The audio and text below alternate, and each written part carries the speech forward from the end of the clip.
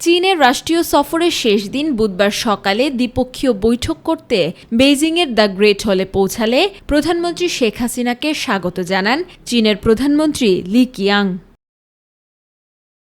রাষ্ট্রীয়ভাবে অভ্যর্থনা জানিয়ে লাল গালিচা সংবর্ধনা ও গার্ড অব অনার প্রদান করা হয় প্রধানমন্ত্রী শেখ হাসিনাকে। পরে শেখ হাসিনার সঙ্গে চীনা প্রধানমন্ত্রী লি কিয়াংয়ের আনুষ্ঠানিক দ্বিপক্ষীয় বৈঠক অনুষ্ঠিত হয়।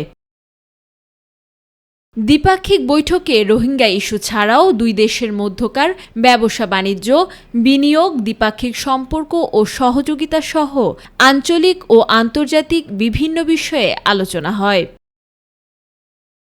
কৌশলগত অংশীদারিত্ব থেকে সম্পর্ক ব্যাপক কৌশলগত সহযোগিতামূলক অংশীদারিত্বে উন্নীত হতে বৈঠকে ২১টি সমঝোতা স্মারক ও চুক্তি এবং ৭টি ঘোষণাপত্র সই করে বাংলাদেশ ও চীন।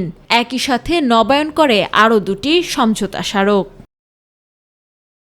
আনুষ্ঠানিক বৈঠকের পর বাংলাদেশ ও চীনের সরকার প্রধানদের উপস্থিতিতেই উভয় পক্ষ এসব কূটনৈতিক দলিল হস্তান্তর করে। বুধবার বিকেলে চীনের প্রেসিডেন্ট শি জিনপিংয়ের সঙ্গেও দ্বিপাক্ষিক বৈঠকে বসবেন বাংলাদেশের সরকার প্রধান। বৈঠক শেষে প্রধানমন্ত্রী শেখ হাসিনা তার সফর শেষ করবেন।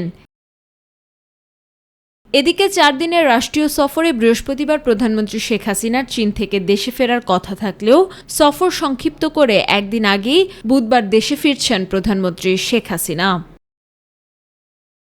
আমেনা হীরা, মাই টিভি নিউজ।